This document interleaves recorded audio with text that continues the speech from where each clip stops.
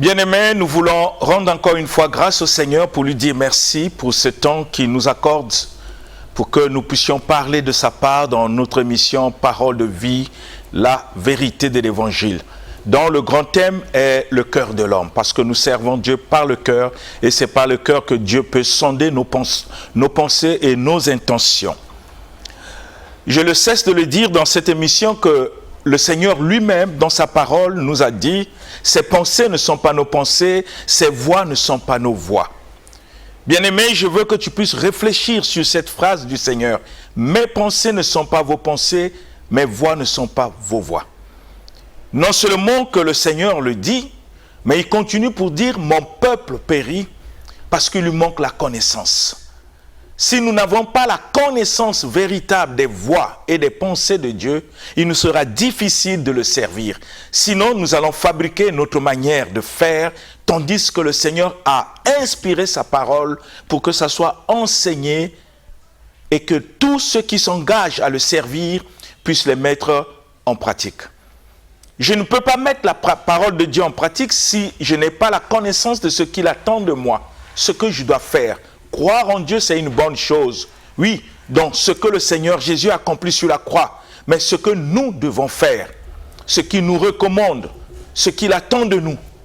Et c'est ça ce que nous devons comprendre, afin que dans nos églises, nous ne puissions pas fabriquer la manière de l'adorer, de le servir, que nous puissions le servir sur base de la révélation même de sa parole. Dieu nous a appelés pour se soumettre à sa volonté.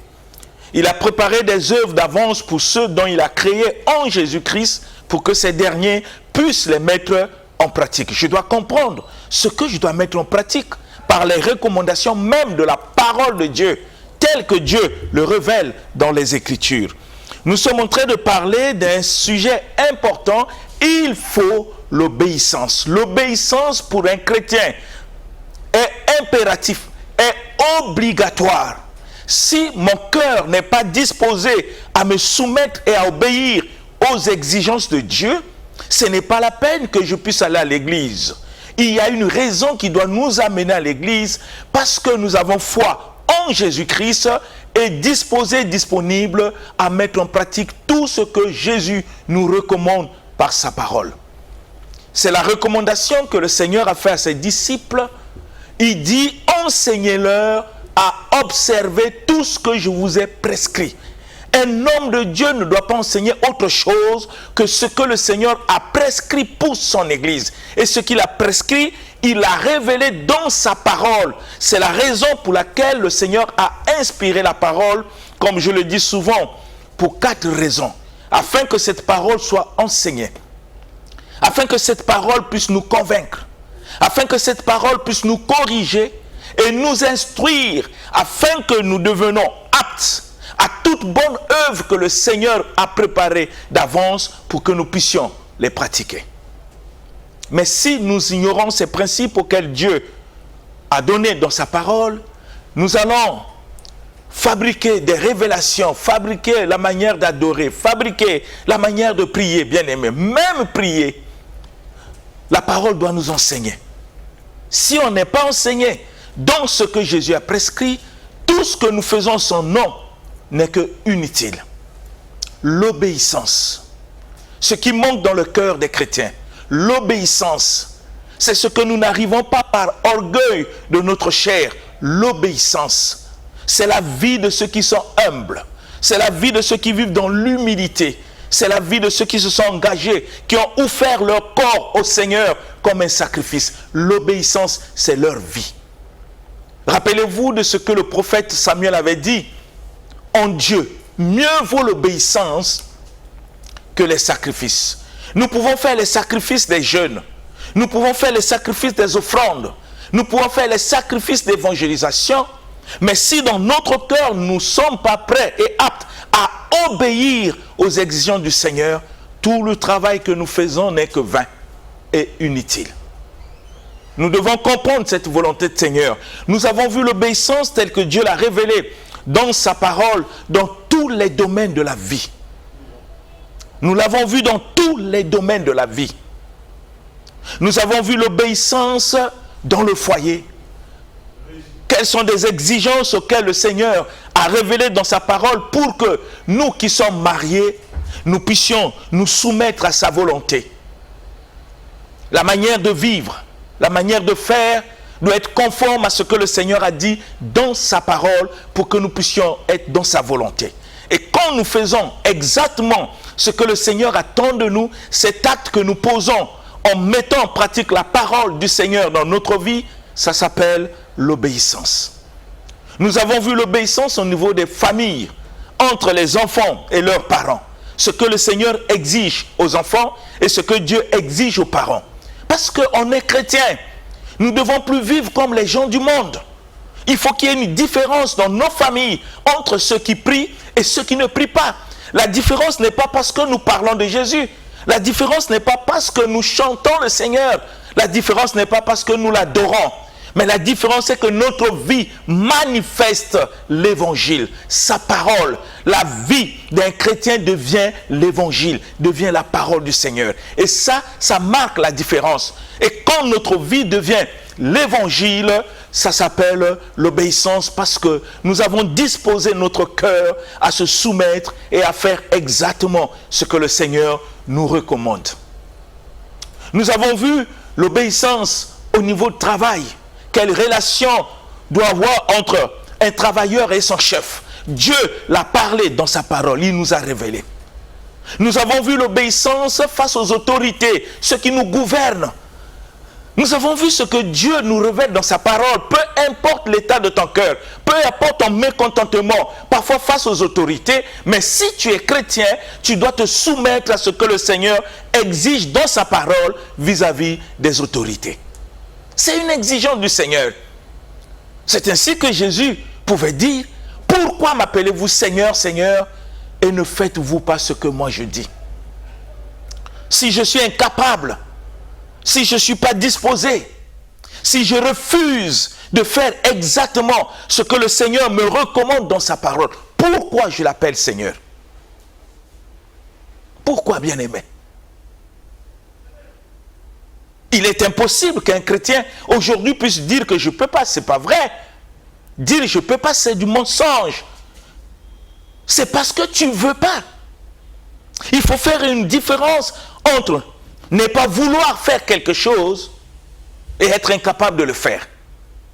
L'œuvre salvatrice de Jésus sur la croix nous donne la capacité de mettre en pratique ce qu'il nous recommande. Sinon, le Seigneur ne veut pas nous demander des choses tout en sachant que nous sommes incapables de les mettre en pratique.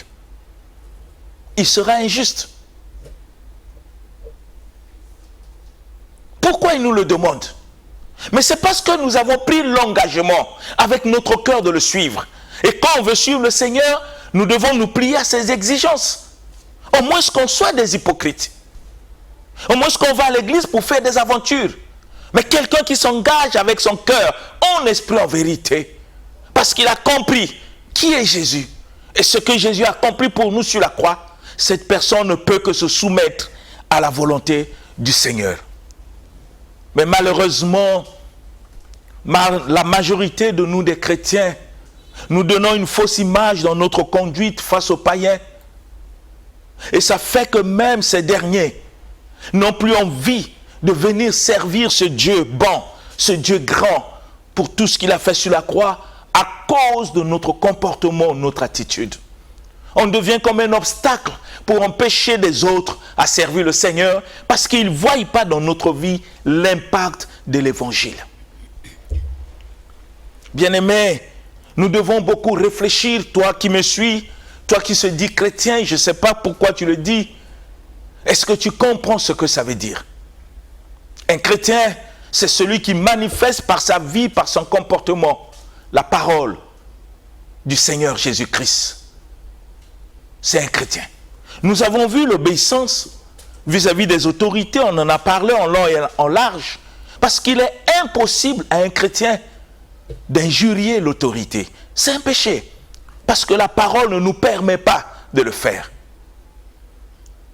Ce que la parole nous recommande, c'est de prier pour les autorités afin que nous menions une vie paisible. Ça veut dire que la vie paisible ne dépend pas simplement de la décision des autorités, mais dépend aussi de la responsabilité de l'Église, c'est-à-dire de ceux qui se sont engagés à accomplir la parole de Dieu.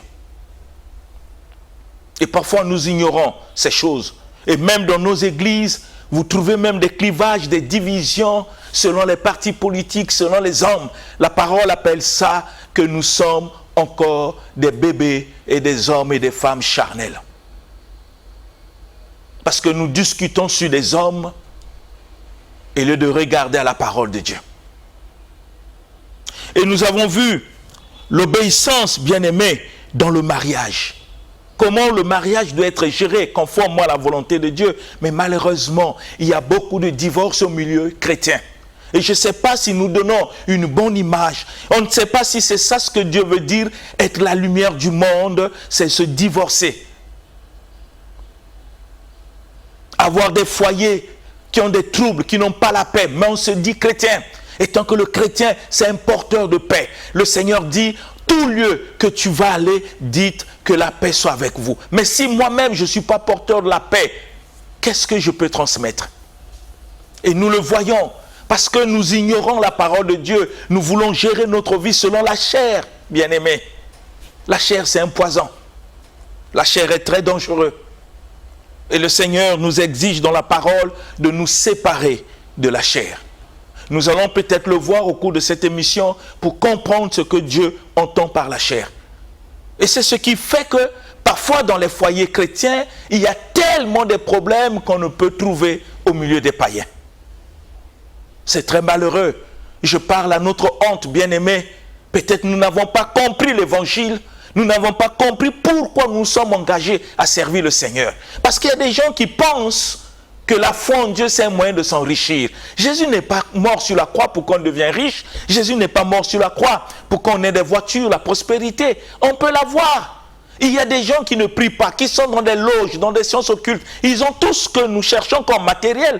Ce n'est pas parce qu'ils ont invoqué Jésus qu'ils ont eu des voitures ou qu'ils sont devenus riches. Non, bien-aimés.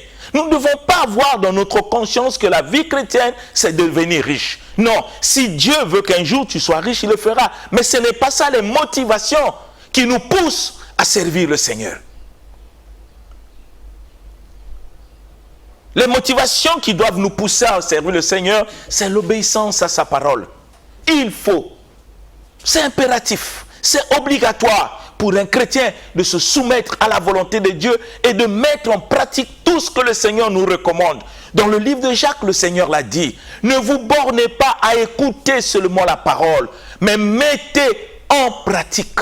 Vivez selon cette parole, que votre vie manifeste l'évangile. Pour que ceux qui sont tout autour de nous réalisent la vérité de notre croyance, qui réalisent que l'évangile a le pouvoir et c'est une puissance qui peut transformer des vies. Mais malheureusement, bien-aimés, je vous parle avec un cœur serré, si vraiment nous sommes ce dont le Seigneur attend par rapport aux révélations de la parole. C'est très triste.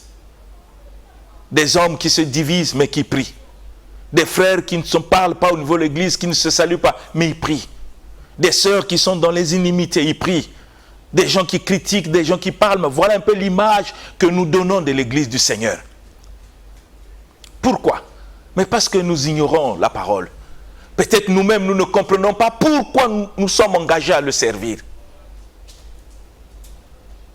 Le manque de connaissance entraîne la perdition. Le manque de connaissance entraîne la ruine. Mais même si nous connaissons, est-ce que sommes-nous prêts à mettre en pratique la parole dans l'obéissance?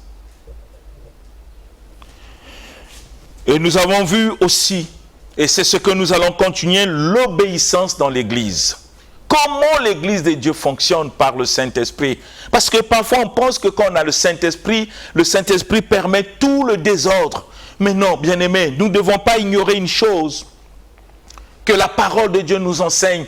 Dieu n'est pas un Dieu du désordre, c'est un Dieu d'ordre.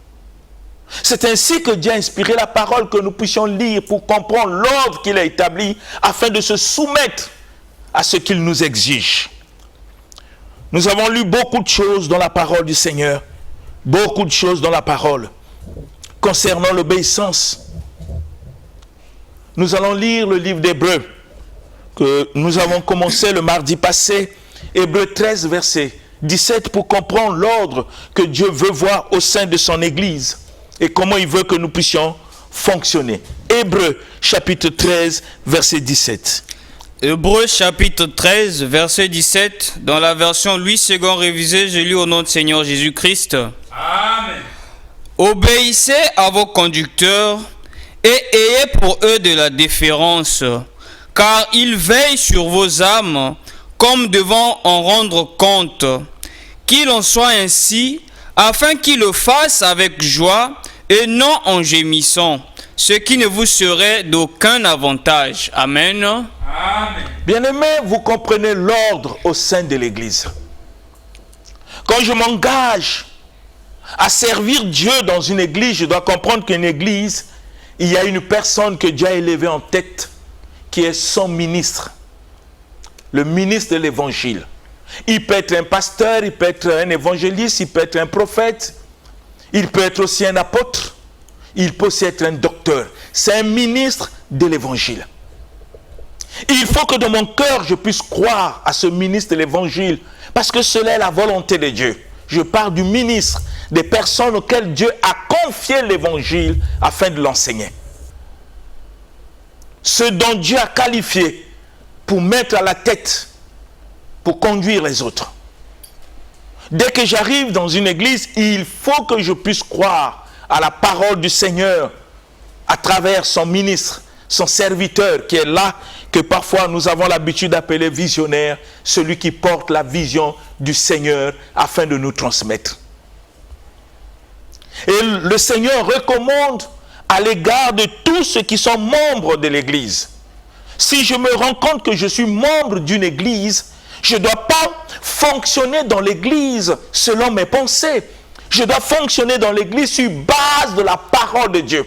Il faut que Dieu en sondant mon cœur, qu'il trouve que mon cœur est tellement disposé et disponible à mettre en pratique ce qu'il me recommande dans sa parole.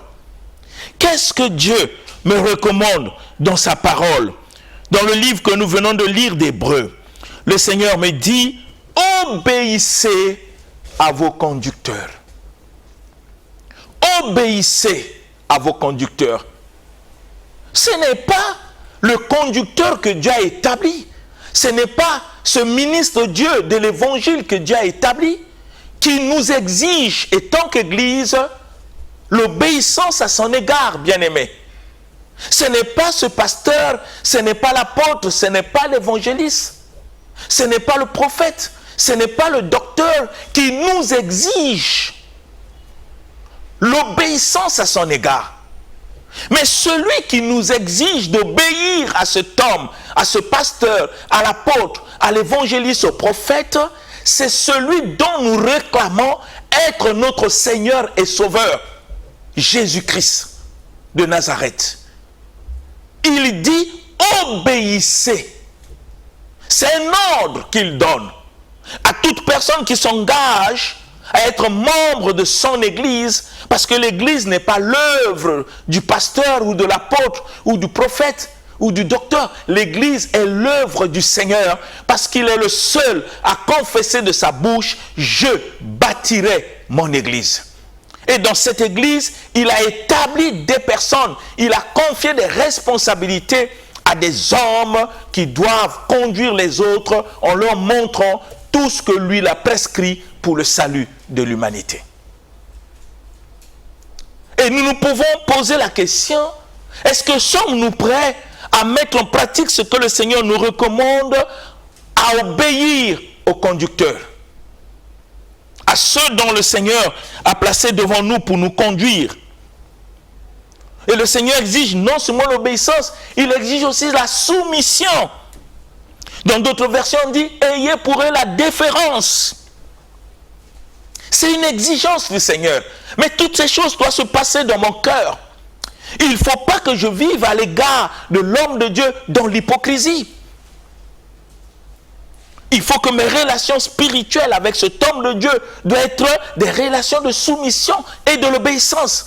Parce que le Seigneur me l'a recommandé dans sa parole. Et en faisant cela, le Seigneur Jésus-Christ sera glorifié dans ma vie. Et chaque fois, ma vie est en train de le sanctifier par l'obéissance à sa parole. Cette recommandation qui est un ordre du Seigneur.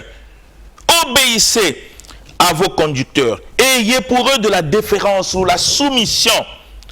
Écoutez ce que Dieu dit dans sa parole, car il veille sur vos âmes.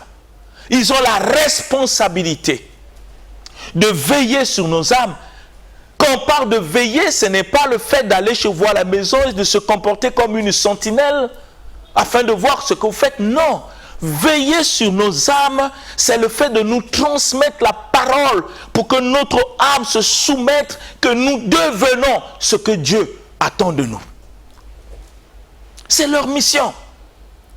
Je ne peux pas devenir ce que Dieu attend de moi sans écouter ces hommes. C'est par ces hommes que Dieu m'instruit. C'est par ces hommes que Dieu m'édifie. C'est par ces hommes que Dieu m'enseigne. C'est par ces hommes que Dieu me conduit. C'est ainsi que vous voyez dans nos églises, par orgueil, les gens disent non, je ne peux pas me soumettre à l'homme de Dieu. Moi je suis le Seigneur, je me soumets au Seigneur parce que j'ai aussi le Saint-Esprit. Ça c'est la voie des égarés. Des personnes qui refusent de marcher avec le Seigneur. Et moi ça ne m'étonne pas parce que quand vous lisez l'Ancien Testament, dans le livre de Nombres, chapitre 16, vous allez constater qu'il y a eu des responsables du peuple de Dieu que Moïse a établi. Par audace, par orgueil, ils ont voulu être égaux de Moïse parce qu'à travers eux, Dieu faisait aussi des choses extraordinaires. Ils se sont soulevés en entraînant 250 familles à se soulever contre Moïse. Et aujourd'hui, nous voyons ces mêmes comportements se répéter puisque les esprits ne meurent pas. C'est un refus de se soumettre à Dieu. C'est un refus de faire exactement ce que le Seigneur attend de nous. C'est un refus. Agir comme ça, ce n'est pas la volonté de Dieu. Parce que le Seigneur a donné la responsabilité de veiller sur nos âmes à ces hommes qu'il a établis. Je dois me soumettre. C'est la parole qui me le demande. Ce n'est pas celui que Dieu a établi qui me l'enseigne. C'est Dieu qui me le demande dans sa parole. Est-ce que c'est difficile que le Seigneur Jésus nous demande de se soumettre? En nous exigeant, ne vous bornez pas à écouter, j'ai écouté. Mais le Seigneur nous pousse à mettre en pratique. Est-ce que ce que j'ai écouté, est-ce que je le mets en pratique? Me soumettre, est-ce que je le mets en pratique, bien-aimé? Je peux donner des raisons, Dieu s'en fout de tes raisons. Dieu veille sur sa parole, il regarde, est-ce que ma parole est accomplie dans ta vie à l'égard de ceux dont j'ai établi devant toi? C'est la même chose qui s'était produite dans le jardin d'Éden, malgré qu'Adam ait péché avec Ève. Et Adam voulait justifier l'acte devant le Seigneur. Dieu s'en fout de ses justifications, même s'il accusait Ève. Le Seigneur veillait que sur sa parole, il a posé la question à Adam. Est-ce que tu as mangé le fruit auquel je t'avais interdit? Point. Le reste, la manière que tu es arrivé à manger, qu'on puisse te tromper, ce n'est pas mon problème. Moi, c'est ma parole. Qu'est-ce que je t'avais dit? Le jour où tu en mangeras, tu mourras. Point. Est-ce que tu as mangé? Donner des explications à Dieu. Non, si j'ai mangé, c'est à cause de cette femme. Ça ne justifie rien. Adam venait de désobéir à l'ordre du Seigneur. Et c'est ce que nous sommes aujourd'hui. Parce que nous choisissons dans la parole de Dieu ce qui nous plaît. Or, nous devons prendre toute la parole. C'est ça la volonté parfaite du Seigneur. On choisit ce qui nous plaît, ce qui ne nous plaît pas, on rejette. Et à partir de ce moment, nous nous posons la question, qui nous suivons? Si celui que j'adore, si celui que j'appelle Seigneur, m'exige dans sa parole à obéir et être soumis au conducteur, qu'est-ce que je peux ajouter là? Si vraiment il est mon Seigneur et mon Sauveur, si Jésus-Christ est ma vie, qu'est-ce que je peux ajouter? Qu'est-ce que je peux dire au Seigneur? Quelle correction je dois mettre dans sa parole?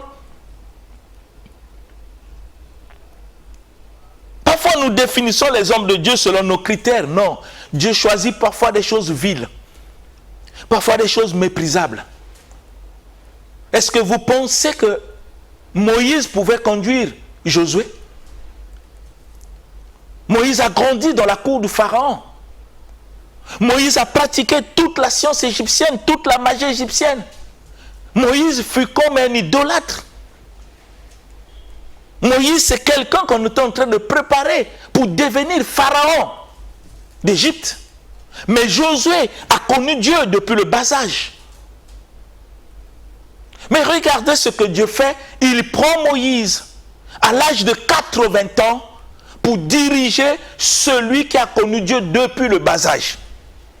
Mais Josué, connaissant des principes du Seigneur, connaissant la loi de Dieu par la crainte qu'il a du Seigneur dans le cœur, le fait que le Seigneur a élevé Moïse, même si Moïse a connu Dieu en 80 ans, et que la volonté de Dieu est que Moïse puisse les conduire, malgré toute la connaissance que Josué avait du Seigneur, la crainte, Josué se soumettait à Moïse. Et la Bible dit, il servait Dieu par Moïse. Il servait Moïse. Et la Bible disait même, le Seigneur appelait même Josué, serviteur de Moïse. Ça, c'est Dieu qui appelle Josué. Mais parce que Josué avait un cœur humble, Josué servait le Seigneur avec son cœur, Josué était disposé à se soumettre à tout ce que Dieu lui recommande. C'est ainsi qu'il s'est laissé conduire par Moïse afin d'accomplir la volonté parfaite de Dieu.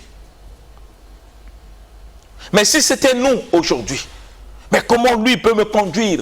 Moi je suis un ancien, moi j'ai connu Dieu avant lui, comment Dieu peut permettre ça? Ça ne vient pas de Dieu. Nous voulons discuter même avec les choses du Seigneur, même quand le Seigneur nous parle d'une manière claire dans sa parole, nous voulons ajouter notre moi, notre orgueil, notre chair. Comment on peut évoluer comme ça? Comment Dieu peut nous faire confiance?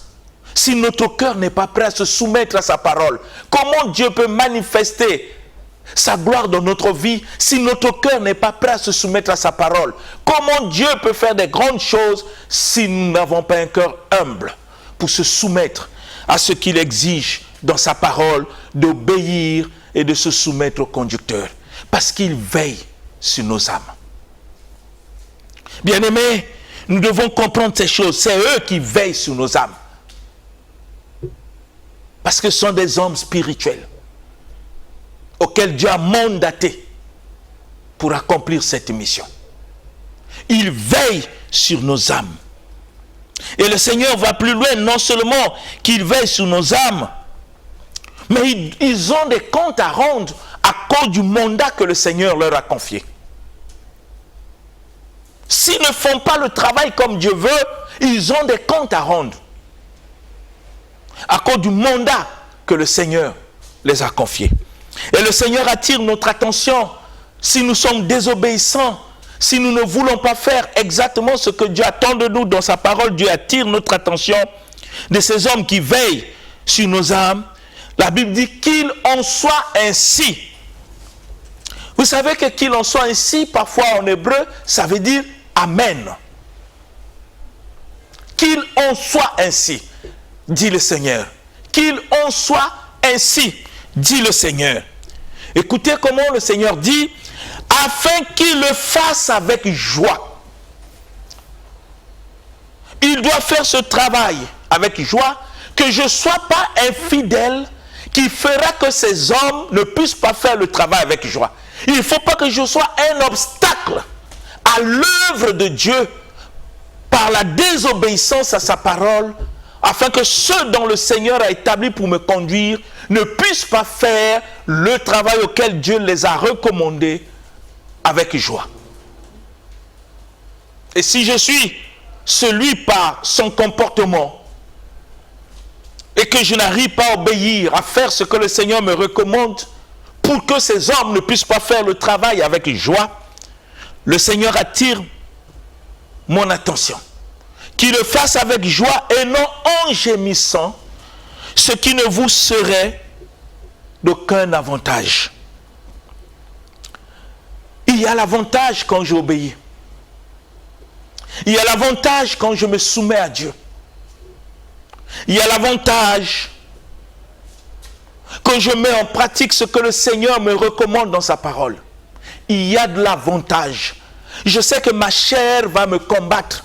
Ma chair, par orgueil, va bouder, même si celui que Dieu a placé devant moi, c'est un ami, c'est un collègue, c'est quelqu'un que je connais. Parfois, je connaissais tous ses défauts. Mais le fait qu'il s'est converti, j'ai de la peine à accepter son autorité sur moi. Mais à partir de ce moment-là, je deviens un obstacle à l'œuvre de Dieu. Tant qu'il ne fait pas le travail avec joie, ça ne serait pas à mon avantage, bien-aimé. Dit le Seigneur. Donc vous comprenez l'obligation d'obéir. Il faut. Et si je te pose la question, toi qui me suis, est-ce que tu obéis tel que Dieu te le recommande dans sa parole? Est-ce que tu es obéissant? Est-ce que tu te soumets?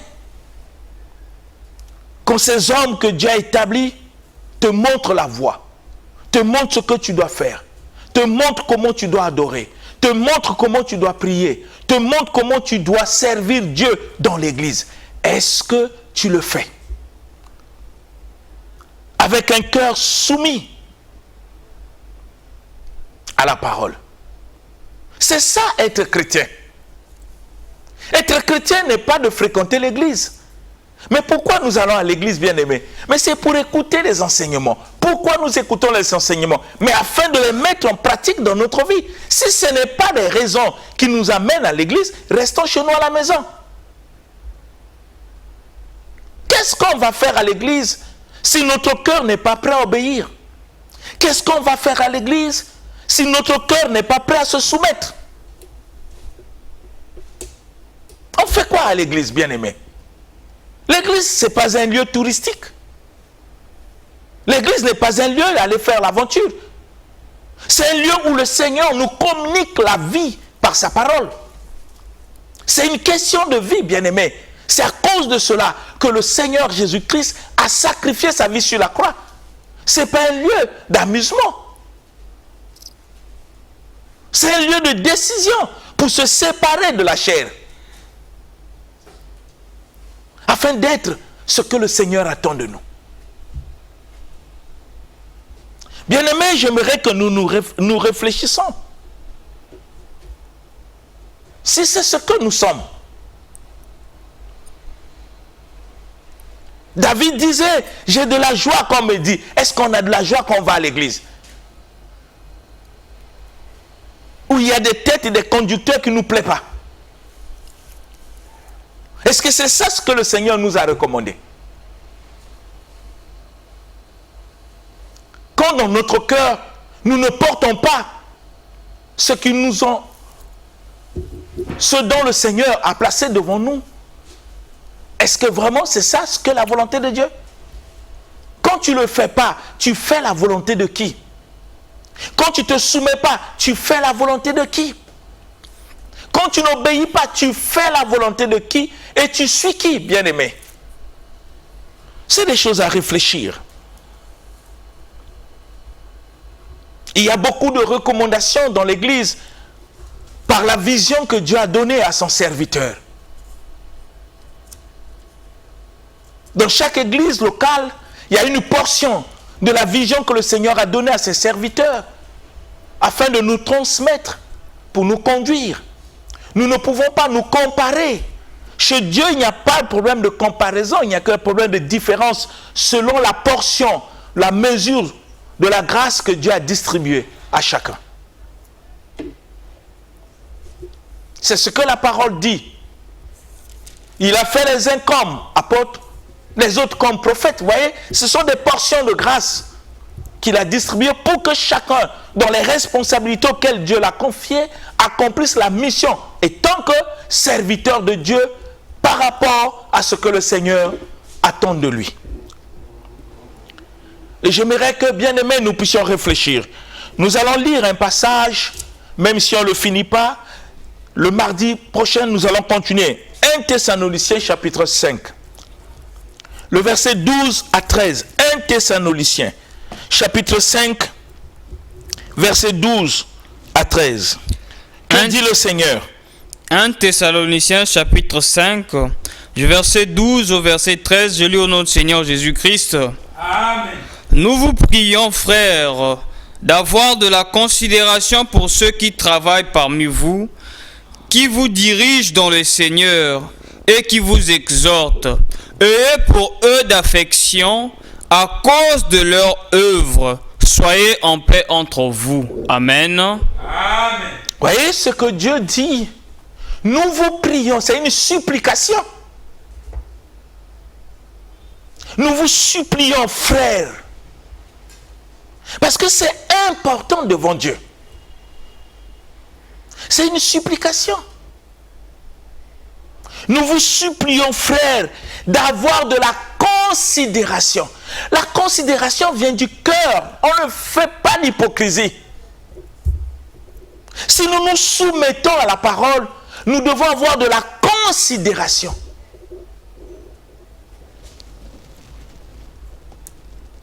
Pour ceux qui nous dirigent et qui travaillent pour la cause du royaume de Dieu, en propageant l'évangile tel que le Seigneur le veut.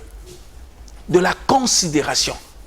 Quelle est la considération que tu as au fond de ton cœur à l'égard de ton pasteur? Quelle est la considération que tu as au fond de ton cœur à l'égard de l'apôtre, de l'évangéliste, du docteur, du prophète, des personnes que Dieu a confié la mission pour nous conduire? Quelle considération avons-nous dans notre cœur pour ces personnes? Quand tu les vois, comment est l'état de ton cœur? Est-ce que tu les considères du fond de ton cœur? Ou tu les regardes avec dédain?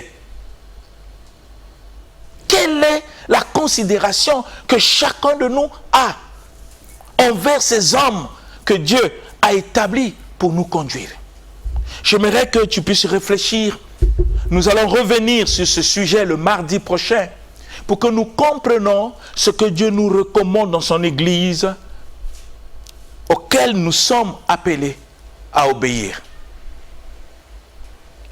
Tel que Dieu le recommande à l'égard de ses serviteurs.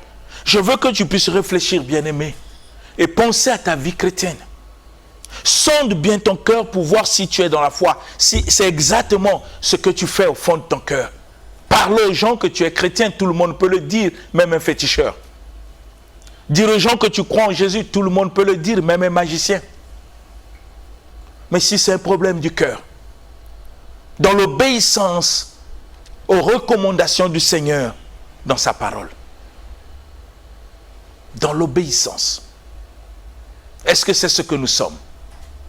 Je veux que tu puisses réfléchir afin de ne pas servir Dieu comme tu veux, que de le servir comme il veut. Sinon, tu perdras ton temps dans l'église sans servir le Seigneur. Parce que servir le Seigneur n'est pas parler de lui, mais mettre en pratique sa parole. Et nous allons revenir le mardi prochain sur notre chaîne. Que le Seigneur vous bénisse au nom puissant de Jésus-Christ. Amen. Amen. L'émission Parole de vie avec le pasteur Lévi Nikwe, chaque mardi à partir de 17h10 sur DRTV International.